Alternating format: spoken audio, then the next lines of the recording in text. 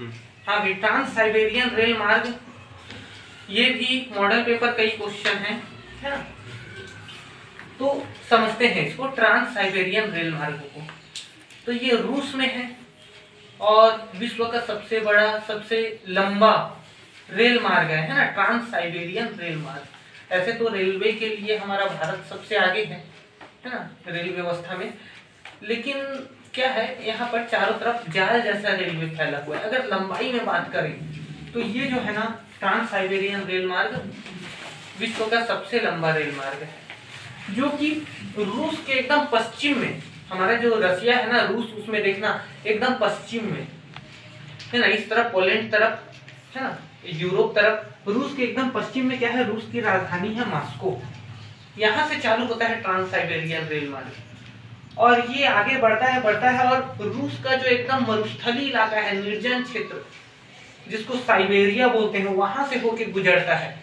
और ये आगे रूस का एकदम पूर्वी बिंदु, जिसका नाम क्या है, व्लादिवोस्तोक, यहाँ पर देखो व्लादिवोस्तोक, वहां तक जाता है।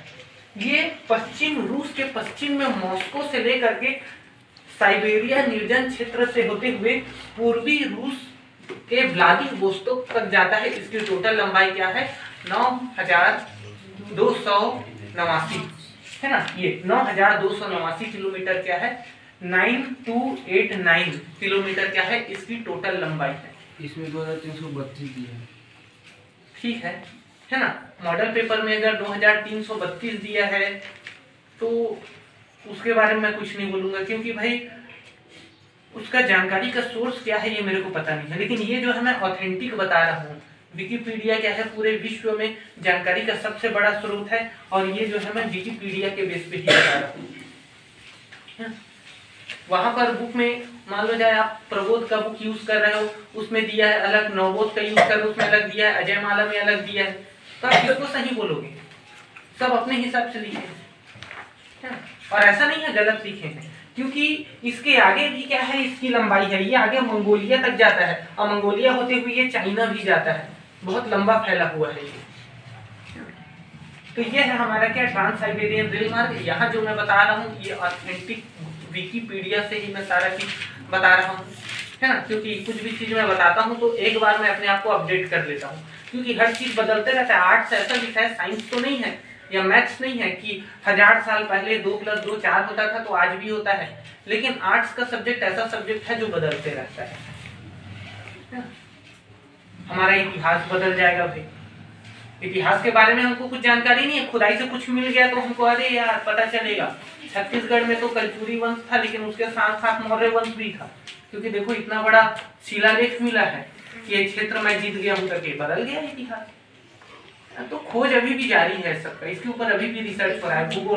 भूगोल भी, मतलब हमको क्या है, हम पूरा यूनिवर्स के बारे में बड़ा सैटेलाइट भेजते रहते हैं, हमको पृथ्वी के बारे में ढंग से पता नहीं है कि पृथ्वी के गहराई में कौन कौन से जीव रहते हैं। स्थल मंडल से ज्यादा तो जल मंडल में रहते हैं जीव। तो ये जो है थोड़ा सा अपना भी दिमाग लगाना, जो तुमको सही लगेगा वो आंसर ठीक करना है ना, उसी को लिखना। ऐसा नहीं है यहाँ मैं बता रहा हूँ वही सही है, लेकिन इसी को लिखो तो ज्यादा सही है, क्योंकि ये ऑथेंटिक है। तो ये ट्रांस साइबेरियन रेल मार्ग विश्व का सबसे बड़ा रेल मार्ग है। पश्चिम रूस के मॉस्को से होकर के ये निर्जन साइबेरिया से होते हुए पूर्वी रूस का एकदम पूर्वी बिंदु, बताओ रूस कितना बड़ा है। तो रूस जो है पूर्वी रूस के व्लादिवोस्तोक तक जाता है, आगे फिर ये मंगोलिया होते हुए चाइना भी जाता है, इसकी शाखा है ना, इसकी शाखा बोलेंगे, मंगोलिया होते हुए चाइना। वो ट्रांस साइबेरिया में नहीं आता, ट्रांस साइबेरिया यहीं खत्म हो जाता है व्लादिवोस्तोक में।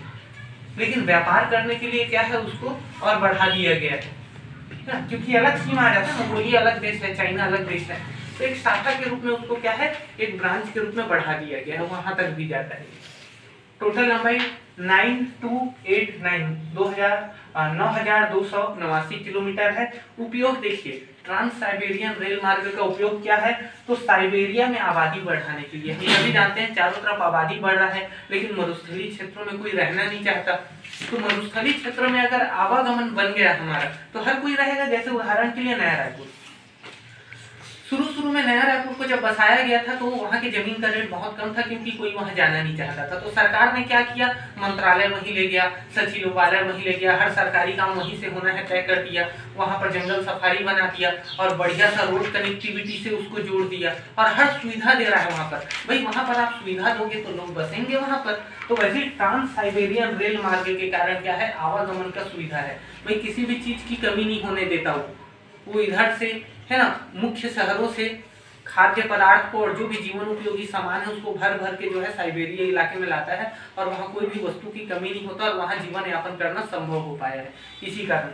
तो ट्रांस साइबेरियन रेल मार्ग के कारण ही क्या हुआ है, साइबेरिया में आबादी बढ़ा है लोगों का। एक निर्जन क्षेत्र है, ठंडा क्षेत्र, टेम्परेचर बहुत माइनस में रहता है ना। और यहाँ पर देखिए आर्थिक विकास में भी बहुत उपयोगी है ट्रांस साइबेरियन रेल मार्ग। आयात निर्यात है ना, इसी के माध्यम से होता है। ट्रांस साइबेरियन रेल मार्ग के माध्यम से आर्थिक विकास में भी काफी उपयोगी है। और तीसरा क्या है, ट्रांस साइबेरियन रेल मार्ग दुनिया का सबसे बड़ा रेल मार्ग जो कि पूरा निर्जन क्षेत्र, चारों तरफ बर्फ का हवा चल रहा है, बर्फीला तूफान जैसे हवा चल रहा है, बर्फ से ढका हुआ है, उसमें बीच में आप जा रहे हैं है ना, ट्रेन में आराम से बैठ करके पूरा शीतोष्ण कटिबंध जो है हमारा शीत कटिबंध एरिया है ना, उसका दृश्य को देखते हुए बीच से आप जा रहे हैं। तो ये क्या होता है, एक अलग अनुभव होता है। तो पर्यटन के रूप में भी क्या होता है, इसका उपयोग होता है। कई लोग केवल घूमने के लिए जाते हैं, हाँ हम ट्रांस साइबेरियन में बैठेंगे करके, ये एक अलग अनुभव देता है। तो इस कारण इसका उपयोग पर्यटन के रूप में भी होता है। तो तीन उपयोग है, साइबेरिया में आबादी बढ़ाने के लिए, आर्थिक विकास के लिए और पर्यटन के रूप में भी इसका उपयोग किया जाता है। ठीक है, ये था ट्रांस साइबेरियन रेल मार्ग।